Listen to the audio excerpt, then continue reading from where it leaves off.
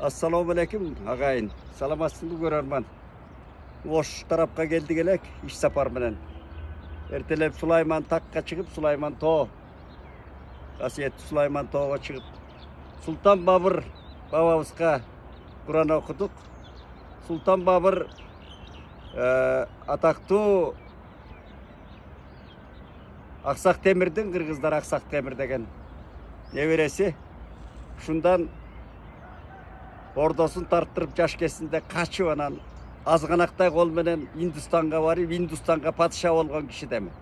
Касиеттүү киши ушул жерге келип кийин анан падыша болуп турганда ошол үйдү салдырган. Анан биздин эми түбү барып эле байыркы кыргыздардан чыгат эми ал окудук да тарыхты.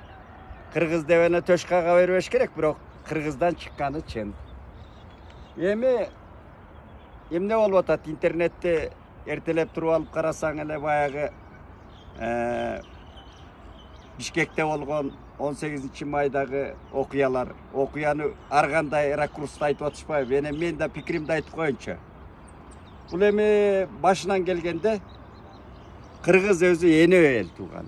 Энө момун эл да. Биз эми ар кандай мына менин бир эки юкам инилерим айтып ататмы? Ыдырыс Исаков барып аябай мындай айтканда балжаалатып көрсөтүп атпайбы? Кыргызды аябай балжаалатып тур бул жигит. Кыргызды кээ бирлерин малга теңейип атат бул баладан. Мен андай сөздү күткөн эмес элем өзү. Бир жактуулукту коюш керек да. Сүйлөп атканда мындай акыл эске салып сүйлөш керек туугандар. Мынабу Нуржигит деген депутат иним дагы сүйлөп атат. Жалаң эле ушул бир жактуу кыргыз эли өзү башынан азап тозокту аябай өткөрдү туугандарым. Мына 30 жылдык тарыхыбызды алалы. Эмне дегенди өткөрдүк. Эне кыргыз мына Ошто болгон окуялар 90-жылы. Бу биздин жара Раними деп коет. Жаралуу элбиз өзү. Тууганым. Жаралуу ошол эне өлүгүбүздөн, момундугубуздан көп запкы жегенбиз өзү.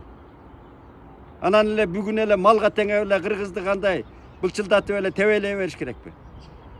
Мына мен 90-жылы мына Ош Безинстон окугам. Мен билем бул улут аралык мамилелерди кандай экенин, тарыхын да мыкты окуганмын. Кыргыз эне өлүгүнөн, момундугунан, ашкере меймандостугунан көп жапа чеккен эл өзү, кыргыз эли. Азайган. Ошондон өнүкпөйт, бири-бирин колдобойт, басып турат да дайыма төбөдөн бири-бирин көрө албай. Кайран Дооронбек Садырбаев акебиз Кайран эл деген фильм тарткан.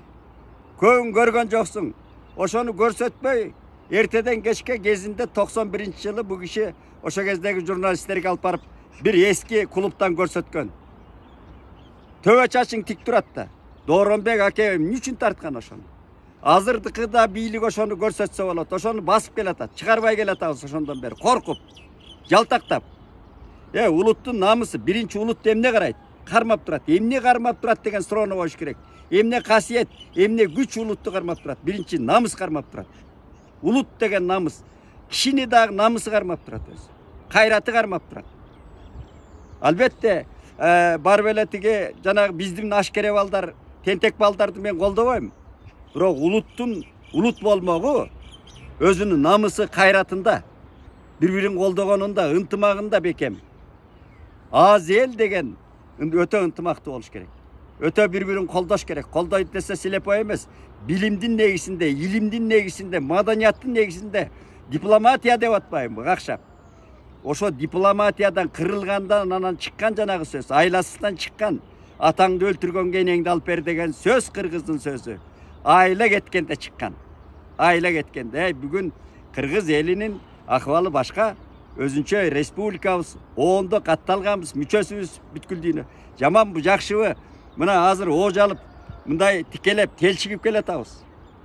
Мына мен УКМКнын жетекчиси Камчыбек Ташиевдин билдирүүсүн канагат алдым, ошо кишинин билдирүүсүнө мисалы. Айтып атат, мына мыйза бизден да ката кетти, көп мыйзамсыз кирип кеткен көп мигранттар деп атат. Туура да, мыйзамсыз жанагы компаниялар, үй куруучулар арзан күчтө эле алып келе береби? Арзан күчтө эле алып келе. Арзанды шорпосу сатыбайт деген кыргызда сөз бар. Арзан мына жолдорун сапасыз салган жолдор. арзан алып келип атып. Арзан деп атып, аны сапаттуу, кайсы ишти сапаттуу бүтүрүш үчүн сөзсүз жакшы акча жумшаш керек.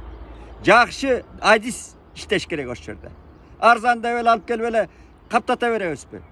Ансыз да өзүбүздүн балдарыбыз тентип кеткен, 30 жылда тентип кетти. Ошолорду кайра алып келгендин жолун алар кымбатка келет дейт. Кымбат төлөш керек.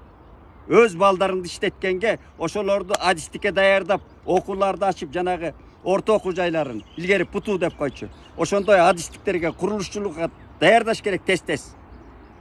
Анан эми мен көчөдө мына Бишкекте көп жөө жүргөн кишинин эң бир дербиштердин бири менмин. Чындыгында Бишкекке толуп кеткен да. Мен Каргашы Ирактар деп тамашалайм.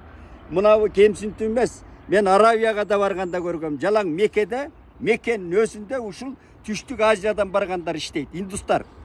Бүт жанагы коомдук тамактануучу жайда арабтар өздөрү кирбейт. Мен кускум келген ажерге киргенде антисанитария деп жазып келгем. Өтө ыплас. Эмне ыплас деш керек да. Жыттанып атпайбы, көчөдө атып баратканда жуунбайт экен булар. Анан эмне ошону айтса бул атиги Нуржигит Баатыр депутат айтып атат, булар эмне дейт, тынч эл, урушпаган эл. Көрүп атабыз да, урушпаганын. Пакистанда кандай жарылуулар болуп аткан. Мусулман эл. Эмне деген жарылуулар болуп атат. Талибандар ошол жерге калкаланып чыккан өзү. Пакистандан. Биз мындай билип алып сүйлөшүбүз керек да. Улутту кайра басмырлап. Мен көкүтүп аткан жокмун. Мен ошол гумандуу, эң милосердный адамдардын биримин. Бирок улутуңду кара биринчи. Өзүңдү кара кыргызым, Мынабы бири-бириңди колдоп, анан тентегиңди тыйып бекем. Илгери бир аксакал тыйып койчу, азыр укпай калды. Ошол улуулардын аксакалдык жанагы коомдорду кайра жандандыруу керек. Ар бир айылда, ар бир көчөдө ошондой аксакалдык. Анан эле аксакалыңды эле саясатты сайрап эле көчөдө жүрөт. Эмне биз ошол 30 жылда ушундай болуп калдык да. Сабатсыз болуп калдык. Анан ал бири-бирибизди басмырлай бербей, мына төтө жолдорго, мынабу өнүгүүнүн жолун колдоп, жакшылыкты айтып, сынды да кашкайта туура айтып, калыстыкты айтып, билимдин, илимдин жолунда маданиятка таянып айтуубуз керек да. Анан эми мына бу жерде Ошко келип кыдырып жүрөбүз. Мына кыргыз тили деп, эне тилибиз деп, бу жердин да каталыгын айттык. Кечээ губернаторго кирдик. Анан эми өнүгүү болуп аткандан кийин жалаң эле арзанчылыкка карап эле четтен арзан күчтөп эле алып келип жыйнай бербеш керек. Биз аз элбиз. Вакуум болуп калды ортодон. 1,5 миллионго чукул уул кыздарыбыз чыгып кетти дагы ортодо вакуум. Ошол боштукту башка улуттар менен толтурбаш керек. Келсе маданияттуу өзүбүз бүт мына мен барган жерден айтып атам го, туалет маселеси. Мына көчөдө келатасың, талаада келатасың. Биринчи маданият туалеттен, ажатканадан. Ошондон шартын түшсөң анан турист келет. Ошол балдарыбыз билимдүү, дүйнөнү барып өздөштүрүп алды. Мына мен айтып жүрөм, дүйнөлүк компаниялар жетектей баштады. Ушулар менен тез-тез мобилдүү байланыштар түзүп, ошол балдарыбызды кайтарып келгендин жолдорун издешибиз керек. Аны үчүн алардын да талабын угуш керек. Алар акча талап кылып атабы? Жакшы акча төлөп бериш керек. Анан ал шашпаш керек. Мына мындай эле арзан күчтөрдү алып келип эле сапасыз бүтүрүп эле анан эртең жолдорубуз жыртылып, тамдарыбыз жарылып кирген көрүп атам го мен. Чала бүтүп атат көбү. Ошон үчүн сапаттуу болуш үчүн жакшы акча төлөп, өзүбүздүн адистерди тез окутуш керек. Бири-бирибизди колдоп, дүйнө кайда баратат, ошону аңдаш керек. Мына керек болсо мигранттардын чатагы Парижде чыгып атпайбы? Европанын борборунда өрттөп атат да. Анан биз кичине бирдеме болсо, дагы Кудай сактады ал жерде. Биздин айыл балдарыбыз ары барбайт. Андай чаң тополоң чыга турган кырдаал жок азыр. Мамлекет өнүгүп баратат. Андай кырдаал жок. Андай зарылчылык, муктаждык жок. Азыр эл алдыга жылып баратат өзү. Албетте жанагы бош жүргөн, али жанагыдай шамалдап 30 жылдык психология деген бизге калыптанып калган. Аны акырындык менен тез-тез тарбиялап, идеология иштеш керек деп атабыз.